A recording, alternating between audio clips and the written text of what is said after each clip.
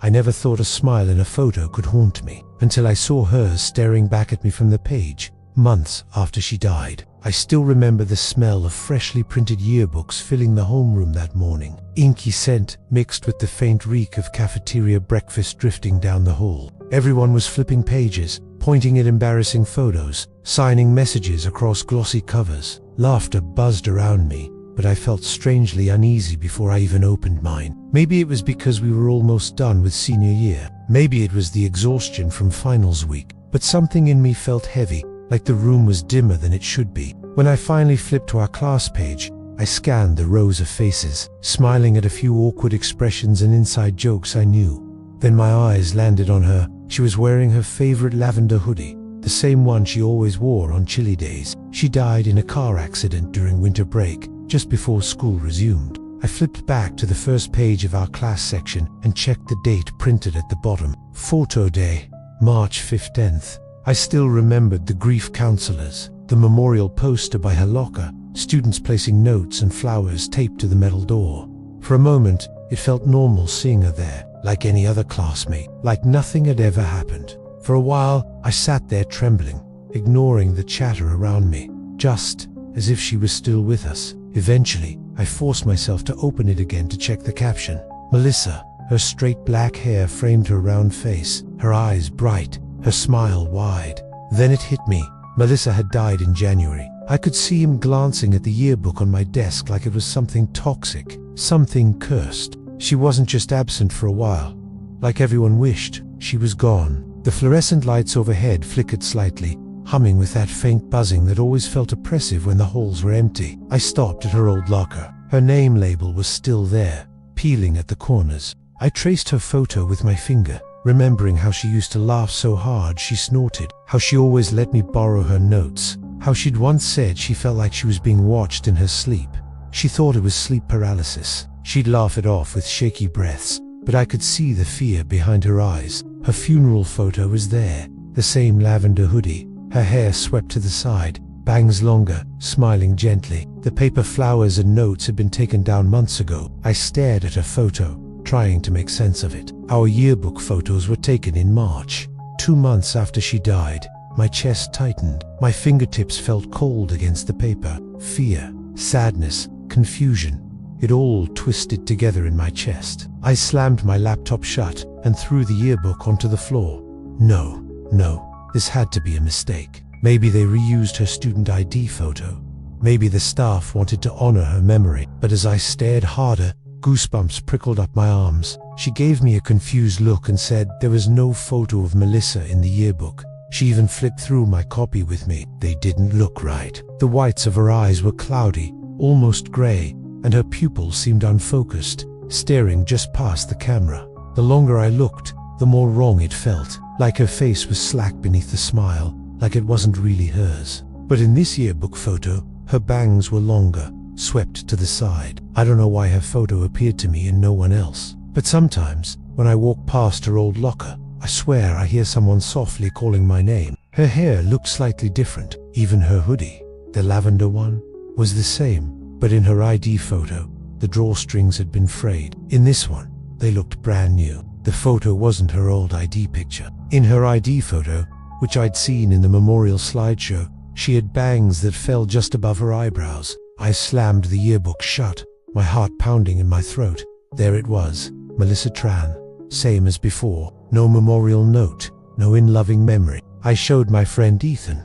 At first, he just blinked at me, confused. Then his face went pale. Dude, that's not possible. They took these photos after she passed. We didn't talk much for the rest of class. When the bell rang, I slipped out and walked down the hall, unable to shake the chill wrapping around my spine. As I stared at it, my phone buzzed with a text from Ethan. Look at her eyes in the photo. Zoom in. I hesitated, then flipped open the yearbook again, feeling bile rise in my throat as I magnified the image. Her smile was there, but her eyes. I closed the book and shoved it in my backpack, feeling tears sting my eyes. I didn't know why I felt like crying. That night, I couldn't sleep. Around 1 a.m., I sat at my desk and opened the yearbook again under my lamp's yellow glow. That memory froze me. She'd told me, just before winter break, that she kept waking up at 3 a.m. to see a shadow in the corner of her room. I don't know what made me do it, but I turned on my laptop and pulled up her obituary online. The date below it read, born 2005, died January 3rd, 2023. But the photo was recent. It couldn't have been taken before winter break. A cold, electric fear crawled up my spine. My ears started ringing. The next morning, I told my homeroom teacher what I saw. Page by page, row by row. Melissa's photo wasn't there. Just a gap where her picture should have been. An empty white square with no name caption. I don't know what I saw that morning. And deep down, I feel like she never left. I never thought a simple tune could make my blood run cold, until I heard it echoing down the empty school hallway that night. The fluorescent lights buzzed softly above me, casting a sterile glow over the scattered paints and brushes. Outside, the sky was already a deep, consuming black. It was late, almost 8 p.m. on a Wednesday, and I was alone in the art room finishing my final project. I'd stayed late plenty of times before, but something about that night felt heavier. I kept glancing at the window, half expecting to see someone standing there, just beyond the glass. Every creak of the old building set my nerves on edge. The melody was familiar, upbeat, almost cheerful, but in that moment, it sent a chill down my spine. Mr. Harris was always around after hours, mopping floors and wiping down windows. He was in his 60s, always wore a faded blue jumpsuit, and smelled faintly of cigarette smoke and bleach. I'd always liked him. He'd greet me with a nod and a raspy, "Working hard or hardly working?" I was washing my brushes in the sink when I heard it, or whatever. I packed my bag quickly, turned off the sink, and stepped into the hallway. A whistler, but the corridor was empty, lit only by dim security lights, spaced far apart. The air felt stale, cold against my cheeks as I walked down the corridor. Maybe the acoustics were making it sound closer than it was. Maybe he was down one of the side halls. Still, every instinct screamed at me to leave immediately. I pulled out my phone and called my mum, who worked as a secretary at the school board office. I thought I heard him whistling, but I didn't see him. The squeak of my sneakers on the linoleum sounded deafening. Outside, the night felt oddly warm compared to the cold halls. I didn't stop walking until I reached my car in the faculty lot, heart thudding so hard I felt dizzy. My heart started racing for no clear reason. I quickened my pace, turning corners towards the main exit. The whistling continued, echoing lightly, bouncing off the lockers. Just a short, careless little tune drifting down the hallway outside the art room. I felt relieved. It had to be the janitor. At first, the windows were black squares in the brick walls, lifeless and empty. Or so I wanted to believe. They sent out the email. Didn't you see it? I'd teased him about his whistling, and he'd just chuckled. Because that night, sitting alone in my car, I realized something terrifying, carried by whoever was whistling, expecting to see him coming around the corner with his mop cart. They, Mr. Harris, expecting to see Mr. Harris there with his mop cart. But there was no one, just the hallway stretching back into shadows. I peered into the hallway. It was directly behind me. I called out. No answer. "Mum," I said, trying to keep my voice casual. "Do you know if Mr. Harris is working tonight?" Just the tune. Finally, curiosity got the better of me. I felt uneasy, but I told myself I was just tired and overthinking it. I didn't know what to think. The whistling had stopped. The silence was somehow worse. Then the whistling started again, he said, leaning on his mop handle with a smile. I whistled to keep the ghosts away. This time, I spun around. Harris wasn't whistling to keep the ghosts away. I tried to calm myself. I nearly broke into a run as I reached the exit doors. I sat there for a moment, keys trembling in my hand. Harris had told me once, months ago, when I stayed late finishing a different project. "Hey, carefully. Finally," she said. "Come home." "Okay, it's late," as if choosing each word. I heard him whistling. I whispered, "Sweetie, Mr. Harris passed away 2 weeks ago. Heart attack." There was a pause. Then she spoke softly. I felt my stomach drop, a hollow coldness spreading through my chest.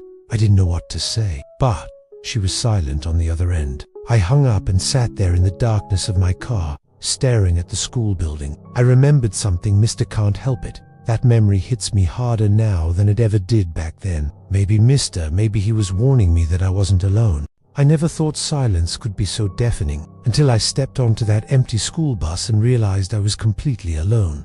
I always hated dissension. It was in tea that I was a bad kid. I just had a tendency to speak out of turn, or forget my homework, or fall asleep in class after staying up gaming all night. That day felt like any other Wednesday dissension, sitting in the quiet classroom with the ticking clock echoing louder than my own thoughts. By the time Mr. Carson finally dismissed us, the sun was already setting, casting an orange glow through the dusty windows. I packed up my stuff quickly, anxious to get home before dark, and the sky had turned that deep blue-gray where everything looks drained of life. Normally, the driver would be waiting outside smoking a cigarette or sitting behind the wheel scrolling her phone. But tonight, I couldn't see anyone. I hugged my hoodie tighter around me and scanned the row of buses lined up along the curb. Most were dark and empty, their engines off, doors closed tight. Every seat was empty. The air inside smelled faintly of vinyl and stale body spray, the way it always did after a long school day. But when I reached the front row, my stomach dropped. My mom usually picked me up, but she texted saying she was stuck in traffic and to just take the bus. I felt a pang of annoyance. I hated riding the bus at night, especially when the lot was half empty. For a moment, I wondered if she'd just stepped out to use the bathroom. It sounded like the metal latch of a seat flipping back into place. Outside, the parking lot was deserted. The school building loomed behind me, dark windows reflecting the last traces of daylight. But something about the stillness felt wrong. I could hear the engine vibrating beneath my feet, but the bus felt dead, lifeless. But then the wind picked up, rustling the loose paper in my binder, and I just wanted to get home. As I walked out of the school, the air felt colder than it should have been for late spring. But then I saw it. The fluorescent lights above flickered faintly, buzzing like a dying wasp. A shadow standing in the aisle, halfway between me and the door. A regular yellow bus, Bus 14, sat parked under the flickering parking lot light. Its headlights were on, casting bright cones onto the asphalt. I stared at it, feeling my throat go dry. I could see the faint imprint on the seat cushion, like the shape of someone sitting there. Only moments before, every part of my body screamed to run, but my legs felt rooted to the floor, right behind me. I forced myself to take one shaky step forward, then another, moving up the aisle, my breath puffing out in white clouds. Even though the evening wasn't that cold. Trippin' voice shaken so badly she thought I was having an asthma attack. She told me to wait inside the school lobby until she arrived. I didn't dare argue. Over I glanced back at the parking lot one last time. Lights on, engine humming softly. I feel my chest tighten with that same cold dread, because I still remember that faint exhale behind me, and the invisible presence that climbed off the bus after I ran, completely empty. Clark again after that day. The next morning, we had a different driver. I overheard a teacher saying she'd quit suddenly the night before. No notice, no explanation. My own feet as I stumbled. I know whatever it was is still out there, waiting for someone else to ride home alone. Down the steps and out into the cold evening air. The inside lights glowed too, illuminating the seats all the way to the back. I could see the empty rows from where I stood. For some reason, seeing the bus lit up like that sent a chill down my spine. I hesitated, feeling that instinctive prickle on the back of my neck. I climbed the steps onto the bus. My sneakers squeaked softly against the rubber floor as I looked around. "Huh," I called out, my voice echoing back to me. No answer. I stepped further down the aisle, expecting to see Mrs. Clark, our driver, sitting in her seat. The driver's seat was empty. The keys were still in the ignition. The engine was humming quietly. The digital clock above the windshield read 6:47 p.m. I stood there for a minute, gripping my backpack straps, listening to the quiet rumble. Suddenly, there was a soft click from the back of the bus. I froze, straining my ears. "Mrs. Clark," I called again, my voice shaking slightly. No response. Slowly, I walked down the aisle, peeking over each seat as I passed. Row after row, empty. My heart started pounding harder the further I went. When I reached the very back, I stopped. The last seat on the left was folded up, as if someone had just stood up from it. My breathing quickened. I turned around, ready to sprint off the bus, but something caught my eye. In the reflection of the windshield at the front, I saw movement. I spun around, but there was nothing there. The aisle was empty. I swallowed hard, my hands trembling. I felt trapped. That's when I heard it. A quiet exhale, warm breath brushed against my ear, and my vision blurred with sudden tears of panic. I bolted forward. I didn't stop running until I reached the school doors. I turned back, gasping. The bus still sat there. I called my mom. When she finally pulled up, the bus was gone. I never saw Mrs. Sometimes when I see a school bus driving past me late at night, and deep down,